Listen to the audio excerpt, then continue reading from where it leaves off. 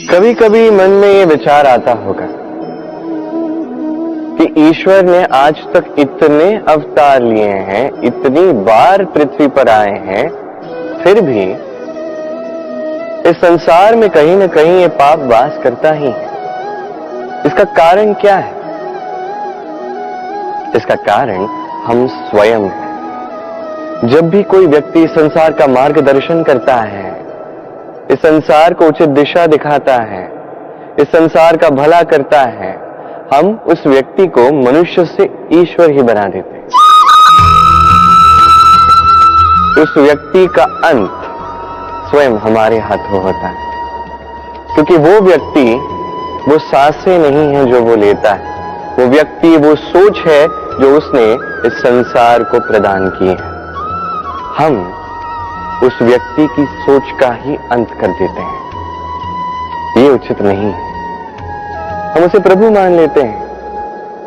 प्रभु मानने के पश्चात उनसे विनती करते हैं कि हे प्रभु, हमारी सहायता कीजिए। यदि वो प्रभु भी हैं, तो वो पृथ्वी पर आए हैं मनुष्य रूप में।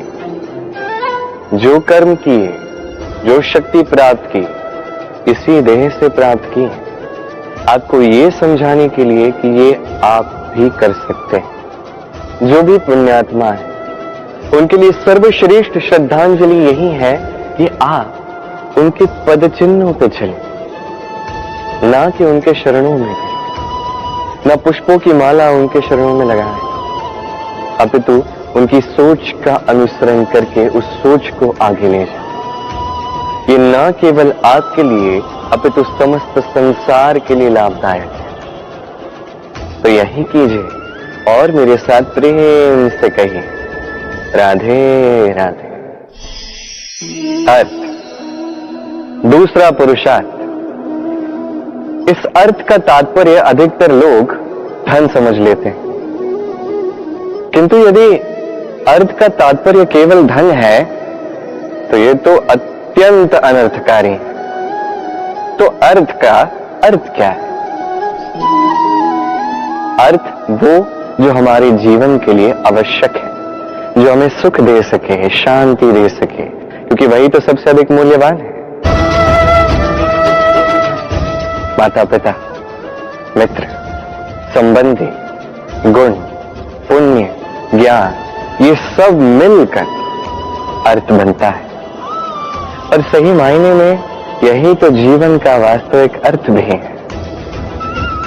तो आइए और मेरे साथ प्रेम से कहिए, राधे राधे।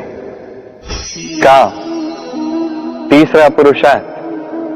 अब अधिकतर लोग इस काम को वासना, व्यासना, लोलुपता समझ बैठते हैं, जबकि ऐसा कुछ नहीं है। काम का वास्तविक अर्थ क्या है? काम का वास्तविक अर्थ है कामना। हर एक व्यक्ति, हर एक मनुष्य, हर एक जीव इस संसार में किसी विशेष कारण से आता है। उस कारण को पूर्ण करने के लिए कर्म करना काम है। अब वो हर किसी के लिए भिन्न हो सकता है। किसी के लिए ज्ञान अर्जित करना हो सकता है, तो किसी के लिए निर्माण करना हो सकता है।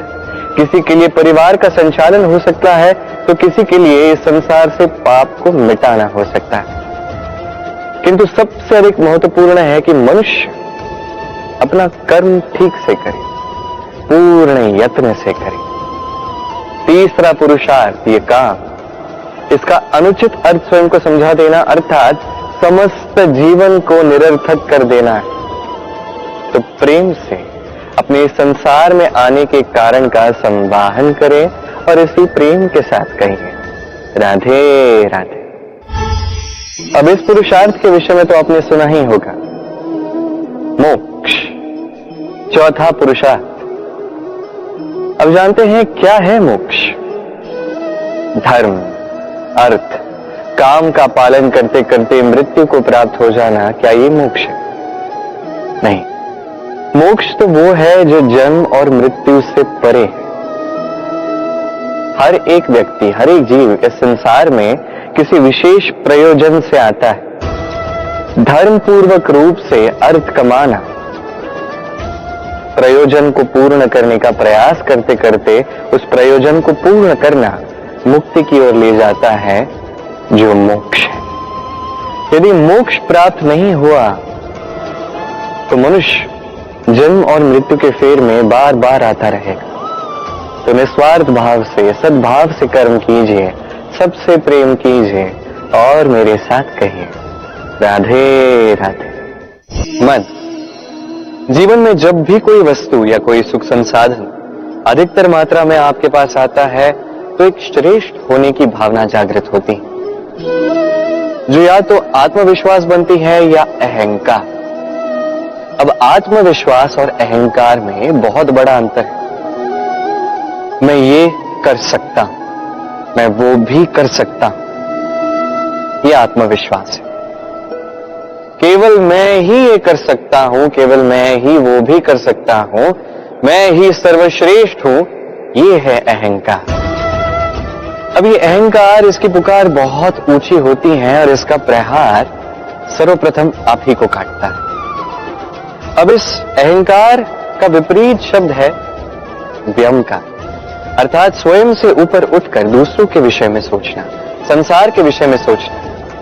इस व्यंकार में सोचिए, एक से अनेक बनिए और फिर एकता बनाकर रखिए।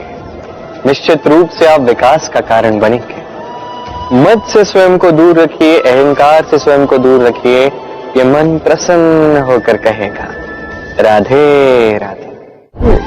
स्वर्ण ही तो अदृश्य हो रहा है ना, कोई व्यक्ति तो नहीं। मैं समझता हूं स्वर्ण आप सबके जीवन में अत्यंत महत्वपूर्ण स्थान पे है, किंतु क्या किसी प्रियजन के आनंद या उसके जीवन से कहीं अधिक बढ़कर है? यदि नहीं है तो इतना दुख किस बात का? क्योंकि सब तक ये संदेश पहुंचना चाहिए।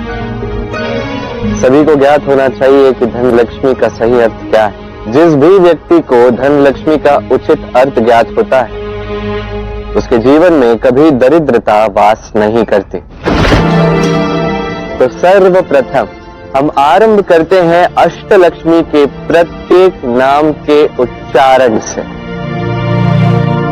सभी मेरे साथ कहिए, आदि लक्ष्मी, आदि लक्ष्मी, धन लक्ष्मी, धन लक्ष्मी, धान्य लक्ष्मी, धान्य लक्ष्मी, गज लक्ष्मी, प्रजा लक्ष्मी, संतान लक्ष्मी, संतान लक्ष्मी, धैर्य लक्ष्मी, धैर्य लक्ष्मी, जया लक्ष्मी, जया लक्ष्मी, विद्या लक्ष्मी। विद्या लक्ष्मी। अष्टलक्ष्मी के ये नाम केवल इनके उच्चारण में ही अत्याधिक शक्ति है। इतनी शक्ति है कि इन नामों से ही अलक्ष्मी दूर हो जाती है।